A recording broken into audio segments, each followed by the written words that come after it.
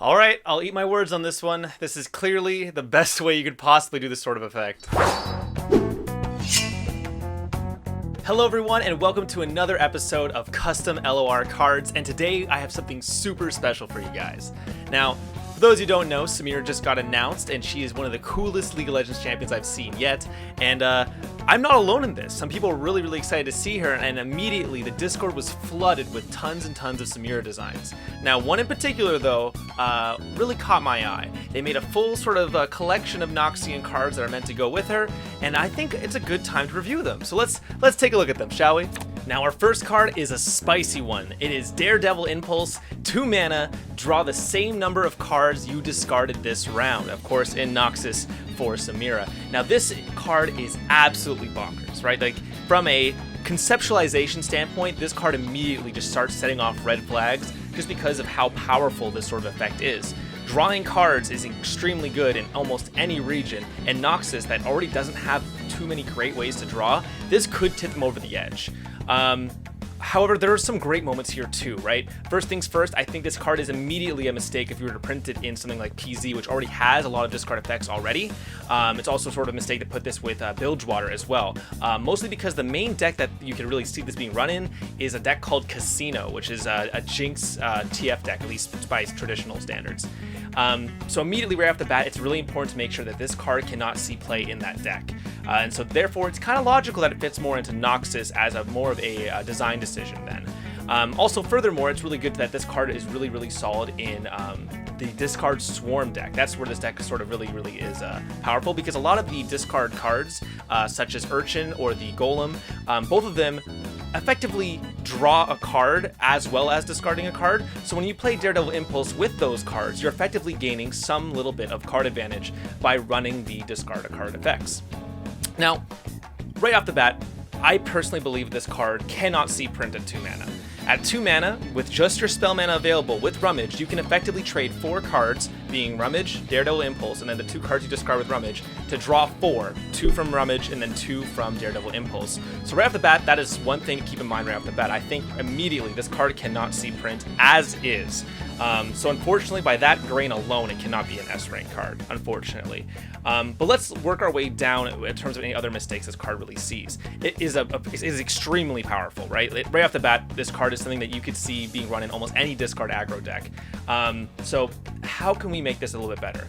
The one thing I would say is that either increase the mana cost to 3 to make sure that you lose some tempo when you're playing this with Rummage, or you do something a little wild here and you make the draw cards fleeting instead. It makes a lot more sense, at least to me, in terms of like a Daredevil Impulse type thing. If you're being really fast-paced, really aggro, like then you just play this, play your Daredevil Impulse, draw your cards, drop them as fast as you can. You still got to keep some of them with that aforementioned Rummage combo, but this way you have a more interesting dynamic to sort of choose from. Because remember, you can't just use this to restock your hand after you play out like a bunch of Urchins. You have to still have mana afterwards to make use of those fleeting cards. And in that way, it's actually closer to a card like Pick a Card, which is a delayed draw 3 fleeting. And this is a conditional draw a bunch fleeting, again under heavy conditions. So I think just inherently, this effect is, I'm going to tell you right now, guys, I'm super biased. I'm a Draven player. I absolutely would love to have this card in the game, but at the same time, I know this isn't healthy for us. I know this is not going to be healthy for us to have. I think you have to add the fleeting stipulation that I personally really enjoy, or you would have to give it the cost I mentioned prior, which is the 3 mana cost instead. I'm going to give this one a solid B. I think this card is really cool. I think it's a great payoff for discard decks, but it needs a little more reining in and balance before I can give it anything closer to an A or an S. Alright, next up we have Bastion Arms Dealer. A 3 mana 3/4 with play, create a bullet in hand for each card you've played this round. And then of course we have its related card Bullet, which is a simple 0 mana, give an ally +1/+0, and it can't be cast in combat or in response to a spell. Basically, this is similar to the gems we got in Targon, as well as Help Picks, which is Lulu's special generated card. We're gonna have a talk about this one. This is what I like to call a teaching moment. Let me introduce you guys to Loyal Badger Bear. This card is incredibly good, and it still sees play today, and it is a vanilla 3 mana 3/4 in Demacia. This Bastion Arms Dealer is basically an almost always better version of that. Now, right off the bat, I will say, typically speaking, each region has their strengths, right? So Demacian units typically are some of the best statted units in the game. They also have consistently strong stat lines, they have consistently strong onboard effects. Generally speaking, they're very good. They are the cream of the crop when it comes to good units. The very reason why Riot gave them the original Loyal Badger Bear, which was a 3-mana 4/4, hilariously wild by the way, but the reason why they did it in the first place is because they were confident that's the strength of Demacia. So by making a unit that in Noxus, which is effectively just better version of it, kind of goes against the design premise of Noxus and Demacia in the first place. Immediately, this card almost immediately gets an F for misunderstanding the region, as well as just completely imbalanced compared to what cards are currently in the game. However though, I think the effect is very cool. And so I think that alone salvages this card enough for me to say, okay, we just need to rework everything, but the effect, that can stay.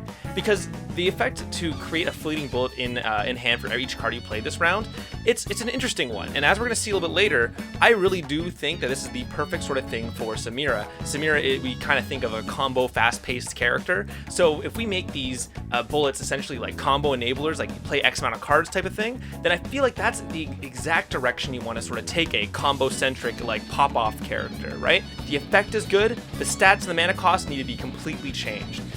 Simply just because it's a better Badger Bear, and that's just not healthy for a region that's supposed to have more aggressive units. If you think about it, out of all the Noxian units, a vast majority of them have higher attack than they have defense. And the ones that have higher defense than they have attack, it's typically the siege units, right? It's like the catapult.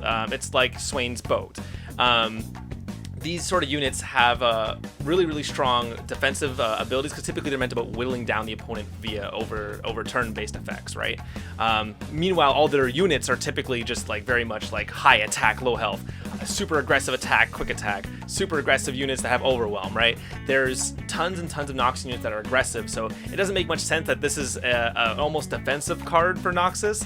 After all, Noxus already got an aggressive version of Badger Bear, which was their Iron Ballista, which was a really strong card and still sees play today in some Noxus decks. So you already have an idea of what the Noxian version of a Badger Bear is supposed to be, so I don't really think that we need another one which is also just a Badger Bear but with even better abilities. So yeah, probably not great there. So let's talk about what you would do to this though. I think right off the bat you want to change this to be lower in cost. The whole issue with as soon as you start bringing this sort of effect into the higher costs is that it's going to be hard to play cards ahead of this. If this is on 3 mana and you want this to be an aggressive combo deck, what turn are you really playing this on that you're still going to be able to generate enough bullets? Because remember, bullets are also fleeting, so you have to use them that turn. You can't even use it as like slowly storing them up over time. You have to use them immediately. So inherently, I'm kind of thinking this should almost be like a 2-mana 1/2 effect, a 2-mana 1/1 effect. And with that, I feel like at least it has more of an interesting angle in terms of being a combo piece. As of right now, it's just, unfortunately, just way too powerful for what it actually is, and doesn't really even synergize with what Noxus is known for as a region. So unfortunately, with those sort of things added up, I'm gonna have to give it a D. I'm so sorry. Alright, the next card is Wild Rush, named after one of Samira's abilities. This is a target ally strikes an enemy, and if it dies, it creates a fleeting Wild Rush in hand. Now, I'll be honest with you, across the board, this is the most divisive card I actually showed to some of my panel of friends and other designers. For those who don't know, when I go to rate these cards, I like to make sure that I'm not particularly super biased or missing something from my rating. So I often discuss with other designers as well as some top-level players just to make sure that I am understanding everything that sort of is going on with the card, right? I've had ranges from Fs to As to Bs to Cs.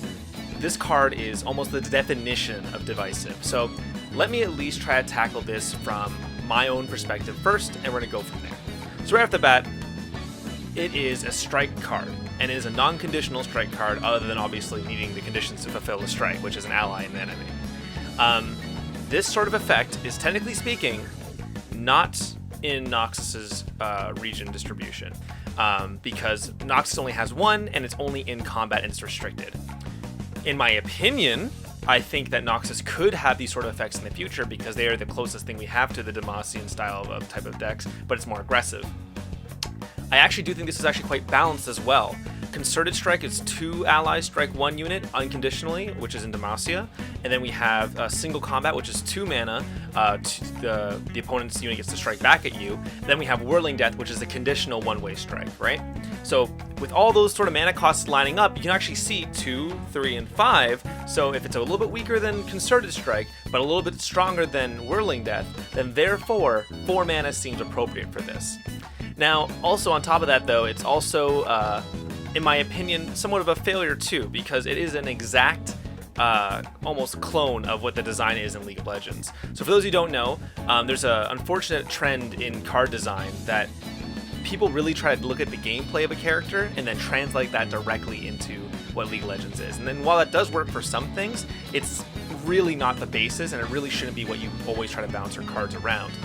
For example, Judgment doesn't hit 10 times for each spin, it just hits everyone around him, right? Like, there's inspirations from an ability, and then there's translating the ability exactly. And unfortunately, Wild Rush, especially with the if it dies trigger, is very similar to what Wild Rush does, because Wild Rush in League of Legends is a dash, it lets you hit the opponent, and if they die, the cooldown gets reset, which means you get to use it again, which is kind of what this card is referring to.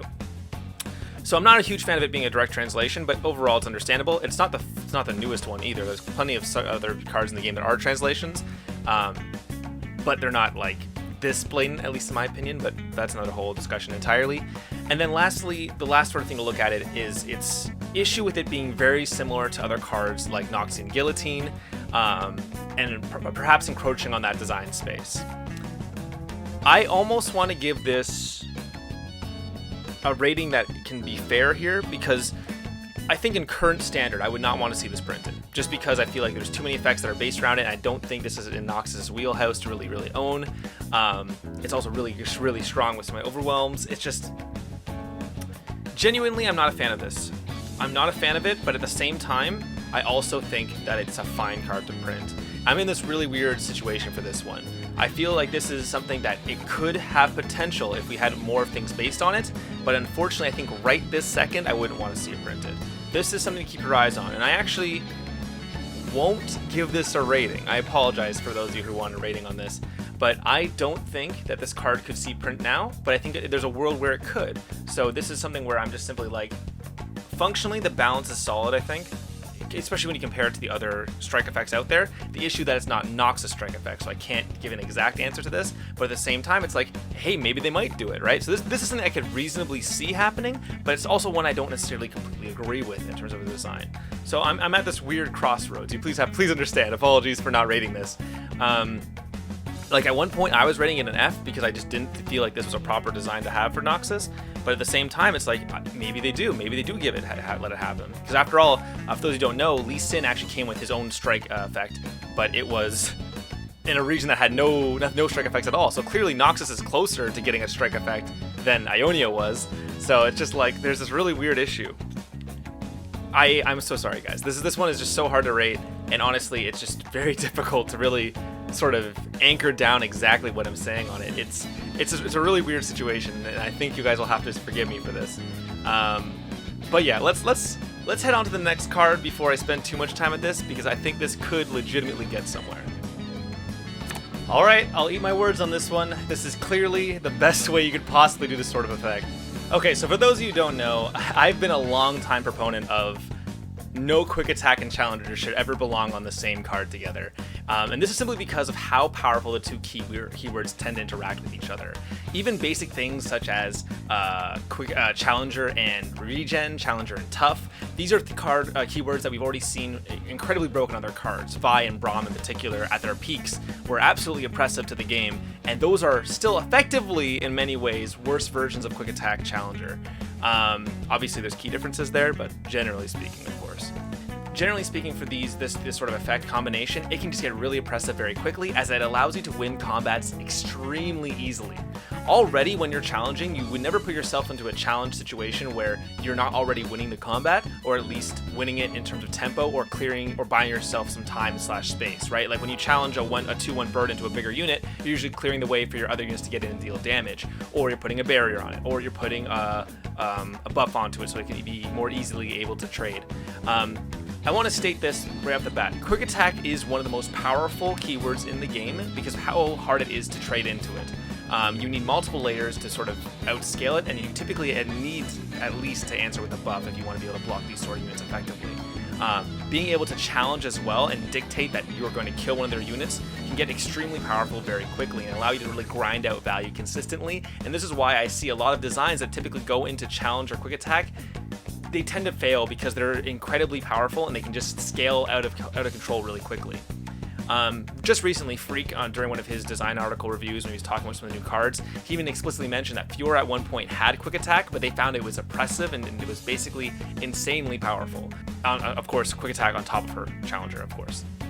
So it's clear that Riot understands how powerful this is, and even most recently with Diana, the first card that ever really has quick attack challenger inherently, it's a champion and it has to consistently activate Nightfall for it to continuously get its effect, and only on its level up, and only gets to use it once on inherently when it first lands. So I think if you are playing as almost a removal spell, think of this as a Mystic Shot that leaves a 2/1 body behind. If you think of it like that, it's relatively fair because it still has to discard a card to be able to get that extra bonus, right? So generally speaking, I'm okay with the effect overall.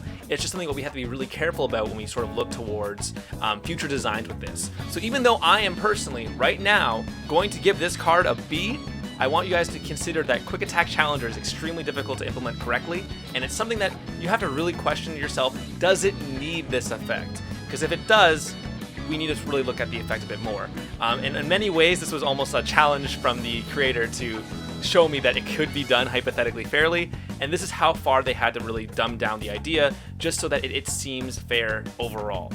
That being said, I did say it, this is a B card. I think it's actually pretty solidly designed. It's pretty fair. I don't think it gets too crazy. Its ideal turn folds to a Make It Rain. And when I say ideal turn, I'm kind of thinking like turn 1 Urchin, discarding the 1/1 from PZ, that when it gets discarded, you summon the 1/1. Then you play this on turn 2 with your attacking turn. Then you discard Vision using this card effect, which means it gives all your units +1/+1. +1/+0.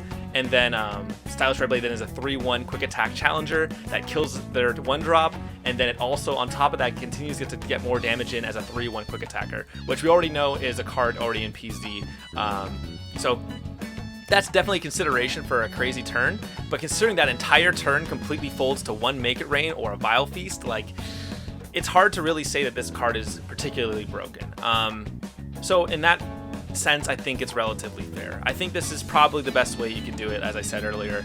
So, you know what, solid B for that alone, and hopefully we'll see if they can find a way to make Quick Attack Challenger more fair in the future. Alright, so next up we have Samira's signature spell, Flare for the Stylish, which is a 4-mana discard a card to create fleeting bullets equal to the mana cost in your hand. We saw the bullets earlier on Bastion Arms Dealer, and now we are seeing the other card that generates them right here, which is Samira's Flare for the Stylish. Now, I'm going to be rating this in a vacuum, as in not considering Samira, that's why it's coming before Samira, because as you may know, all signature spells in the game are also standalone spells that can be run without the champion. So for example, like Braum's Take Heart is already in the game, and you don't need to be running Braum in order to have Take Heart in your deck, and therefore this card has to be adjusted and based on what it can do on its own. So inherently, right off the bat, this is going to be 4 mana, gain effectively attack equal up to a set amount for the turn equal to the card you discarded, but it allows you to distribute it however you wish because the bullets can be played on any different amount of units. So hypothetically, if you discard Aurelion Soul, you'll get 10 bullets in your hand, and you'll be able to play 10 of these out onto the board. Now, a couple things to consider. First things first, this is actually quite hard to do effectively because inherently you have a hand size limit. So if you discard at like a 7 cost, you're basically saying you've only had 3 cards left in your hand. That might very well be the case, but the thing is that if you are discarding a 7-cost card, it also sort of plays against itself in terms of where you want to be putting this card in the first place, right? So for example, what deck is having a 7-drop that is also low on hand size? You know what I mean? If you're an aggro deck, your average mana cost card is probably going to be 1 to 5 at most, and that's probably where this card most likely sees its home.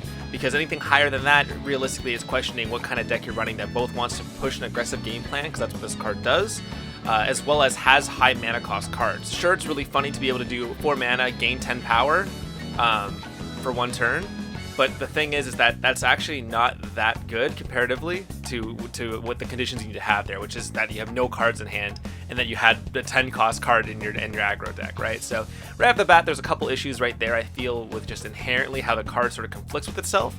So realistically, what do you really want to hit with this? You want to hit like either a card that is no longer useful in your hand to get maybe 2 extra power, but at that point I have to question, why not just run Elixir of Wrath? Why not run Blood Brothers? Like, there's so many other attack buffs that are either grant or are better or more powerful that can give a better sort of effect that isn't conditional.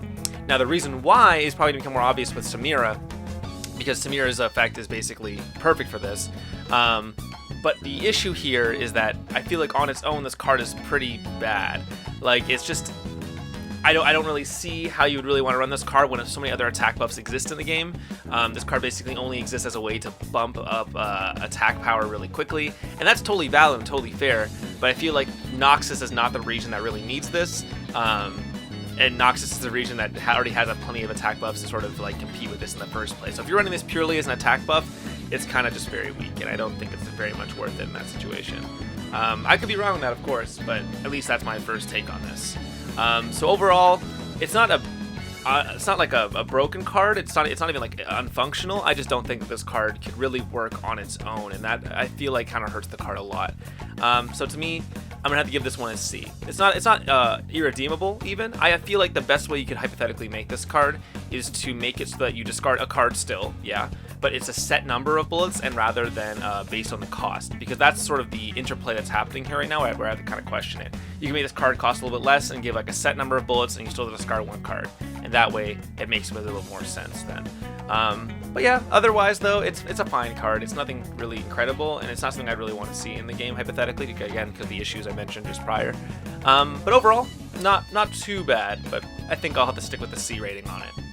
Alright, here she is, the girl you've been waiting for, Samira, the 4-mana 3/3 with quick attack. When you play a card, give me +1/+0 this round, and her level up, I've seen you play 5 cards in a single round. Not bad right off the bat. Obviously her stat line is very evocative of, say, Draven, but 1 mana more, but also has a small buff on top of that with her ability to gain more attack. Now her level up though is actually much more terrifying. It also is really similar to Draven, gains +1/+1 and Overwhelm, so again very similar in those regards. But now that play effect is now, instead of giving +1, it's going to be +2, and then also if she has 10+ power, I cast Inferno Trigger on myself. Now already this card is pretty crazy on its own. Inferno Trigger is going to be a card that whenever you attack with her, it'll activate, and Inferno Trigger does damage to everything equal to the number of cards you've played that round. Obviously synergizing inherently with both her play effect bonus as well as some of the bullets and other bonus attacks that we've seen so far throughout the cards we've reviewed thus far. So let's talk about it inherently right off the bat from what this card does really well. First things first, I think no one is surprised by the fact that Samira is a combo card. From basically day one, she's been labeled as the combo character in League of Legends. They want her to be stylish. They want to have like action gameplay similar to Devil May Cry. Right? This character is all about just popping off, doing all sorts of crazy movements, and I feel like playing 5 cards and doing a cool combo of like buffs and combat tricks will really sort of like resonate with what Samira really wants to be doing from a flavor / design standpoint, right? I think that works really well. And like, this is not actually a bad card on its own. A 4-mana 3/3 with quick attack, that's obviously well below par, but the ability to constantly buff and get more damage throughout her passive that activates immediately so you can bluff with it is very, very powerful. And then the fact that you can also level up in middle of combat, get the Overwhelm, and get a huge amount of power right beforehand is also can't be understated as well. Another thing I'd like to mention as well is that this card also heavily synergizes well with bullets. If you play 5 cards in a round, she'll gain 5 power, then she'll level up and gain 1 more power effectively due to the level up giving her stats, of course. So that puts her at 9 power. So that means only one of those cards needed to be a bullet or a spinning axe or any sort of damage buff, and they will activate the Inferno Trigger as soon as you attack. And being able to do that all at burst speed as an open attack is incredibly strong, because then you'll be able to decimate any of their blockers, and any blocker they have left will get quick attack through and overwhelmed through, which makes it incredibly powerful right off the bat. I have some issues with the card. I think right now, right off the bat, I'm going to say the card is completely functional. This card is good. This card does work, and I think inherently will be a good card for the game. But I want to talk about missed opportunities. The The one thing I really am not a huge fan of is how it gets rewarded twice for its level up. It gets Overwhelm, it gets stats, it gets an increase of her original passive, and then on top of that she also gets an attack trigger that blows people up. I don't think that both the +2/+0 effect and the Inferno trigger effects both need to be on the card. I think one or the other needs to go, and in my honest opinion, I think to sort of keep her relatively grounded, I would like her to keep the Inferno trigger, because I think the animation would be really great for the game and have something really cool like art piece and all these crazy effects and animations going off. That'd be awesome, but I don't think she needs the +2/+0 if she's also getting the Overwhelm. That just sort of really leads to almost degenerate levels of gameplay sometimes, where if you have a bunch of spinning axes, a bunch of bullets in hand, suddenly you're hitting for 15 quick attack Overwhelm that also did 8 damage to everything on the board. Like, it's a little terrifying, and it has, quite frankly, very little counterplay. Of course, even if you block her and the Inferno trigger is on the stack, then you'll still die and she'll still get Overwhelmed, because Overwhelm will go through the blue wall that typically appears there. In general, this card just feels very, very feast or famine, and that's fine, because that's kind of what combo characters inherently have to be. I do think we can trim just a little bit of the power from her effect, and it's not even going to hurt her that much. Like, it's still going to be an incredibly strong card as long as it combos off properly. But the +2/+0 I just feel like is a little bit overkill for my personal tastes. Obviously, you can buff her in the future if you really needed to, but I think from that standpoint, I think it's solid on there. The Inferno trigger effect, again, this is more like a reference to her lead kit, being able to do all of her various actions and do a giant big combo that goes AoE. I think you could, if you really wanted to cut the +2/+0 from her and then give her the effect that it only hits enemies, I think that's a lot more interesting. And I also think it would be a lot better if it only hit battling enemies. That'd be my personal take. If you wanted to buff this, you would make it so that it doesn't hit allies, but instead it only hits battling enemies, and that way the opponent still has some hope of coming back from this. Because on the turn you level up Samira and you attack with her, she's going to do 5+ damage to the entire enemy board for nothing, right? Like, that's kind of ridiculous, especially as how early you can do it as well. I'm not a huge fan of just how powerful this card can hypothetically be on its attacking burst turn, right? Like, again, you can do this all at burst speed to level her and attack with her, so it's kind of just a little suspect depending on the situation. Now, this is exactly what I meant earlier when we were talking about Flair for the Stylish. The Flair for the Stylish isn't good on its own, but it's almost crazy good on Samira, because it completely negates the need to care about the level up condition. Playing 5 cards in a round is actually quite difficult to do, at least consistently. So, like, the fact that the card is a single card well, technically 2-card combo, because it discards a card. It's a 2-card combo that completely invalidates the level up condition. I'm a little worried about that. It just feels a little too easy for me. I would like the bullet amount to be a little bit less, and then you have to actually play out a couple things. I want Samira to be a check in terms of finding your opening and finding the right time to go, rather than, oh, their shields are down, trying to play 1 card, and then boom, boom, boom, boom, boom, boom, boom, take 15, do 5 to your whole board. Like, that to me is less interesting, at least conceptually. I also like to talk about some other thoughts and some other designs that people were talking about in the Discord as well. One of my personal favorites was 5 unique cards played in a round, or X amount of unique cards. Again, you'd have to test this and balance it hypothetically based on what your projected, how many unique cards there'd be, which would make bullets less good, obviously, because you wouldn't be as powerful in that situation, but you would make them, in a situation like this, you would make the game have more interesting, unique cards, because this is actually how the style kit works in Devil May Cry games, is that you can't just spam 1 card and get a max style. You have to be versatile. You have to use a bunch of different things, use different moves. And even in gameplay in League of Legends, that's also how her ability works as well, is she needs to hit different instances of unique damage. So she can't land 5 auto attacks on you and then boom, she's at full style. No, she has to be mixing in her Q, mixing in her W, mixing in her E, and her auto attack, and then she can get her ultimate. So to me, having this be like 5 unique cards in a round is a lot more interesting. It lets you play around with some more interesting aspects of the kit and what you could hypothetically do in the future. Overall, though, it's not a bad design, and like I said this from the very onset, that I think Samira is really, really cool. I think this captures her essence perfectly. I can literally see in my head every time you play a card, instead of like the Vi punching animation that plays when she gets 1 power, it's going to be the Samira's like style gauge slowly leveling up. It's going to be like E, D, C, B, A, and then for her level up animation, it'll show her getting her S, essentially, right? So, like, a lot of that stuff is really resonant and really works really well from a flavor standpoint, and even from a gameplay standpoint. I can see this all happening in my head. And so, like, it's so close to being what I would consider a pretty balanced and fair design, but there's just some small nitpicks I make there, and some issues I have with the balance at the top end that makes me sort of just take a little bit of pause, because this card is really good and I want it to be nailed down perfectly, and I just feel like this card is a little too pushed for what it could do, and given how easy some of the bullet cards make her level up. So a couple angles you can take this for the future.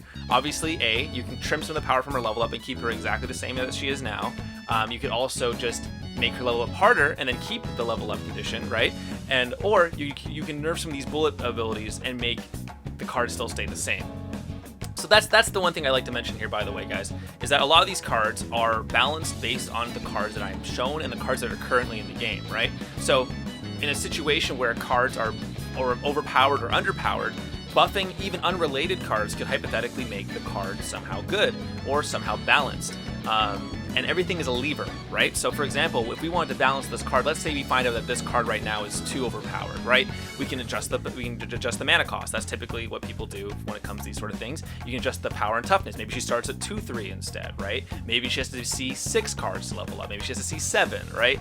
And then on her flip side, maybe instead of it being 10 plus power, she needs to have 15 plus power, right? Like there's a lot of levers here to balance this card, and that's something I do appreciate. There's a lot of different angles we can sort of touch this card here, touch this card here, make sure this card is fair here, make sure the card is fair here, and that's going to be really healthy for a lot of designs. I feel like this design is relatively good for that fact alone, just because there's so many different ways you can sort of work and retool her card so that she's relatively fair. A lot of designs I tend to see, especially on like more newer designers, they tend to make effects that are almost impossible to balance or would require almost a full rework to get right.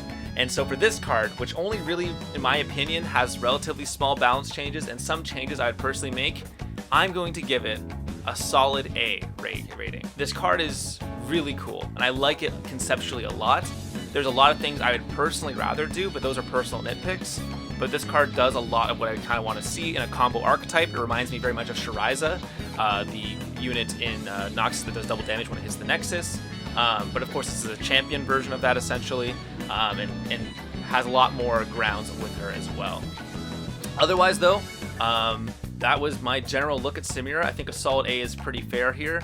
I would really hope to see her come in the Shuriman expansion. She's a total shoe-in for the Noxian representative to the Shuriman expansion. But we'll have to see, of course, right? That is just a heavy speculation. You'll see my video on that eventually as well. But yeah, let's go with A for now. Solid A.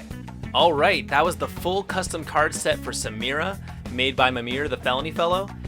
Really cool set overall, and shoutouts to Mimir for coming through with really creative ideas. He's always been a really active contributor to the Discord as well as the subreddit. So if you want, please go to the Discord or subreddit, hit him up, say thank you for the cool set, give him some of your feedback too, because end of the day, this is a collaborative process, right? Like I am just one person sharing his opinions. I have thought a lot about these card designs, but your opinion is as valid as mine. So I want you guys to go ahead and give him your ratings even. Tell him what you think of the cards. What would you change about them? I feel like there's a lot more to work with here because of how cool and conceptual Samira could really be.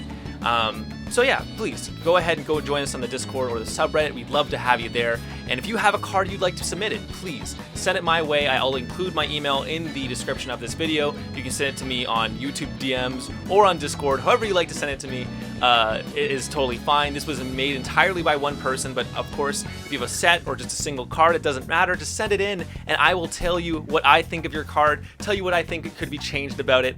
Overall, you know how I am. I like to be pretty relatively fair with these card designs.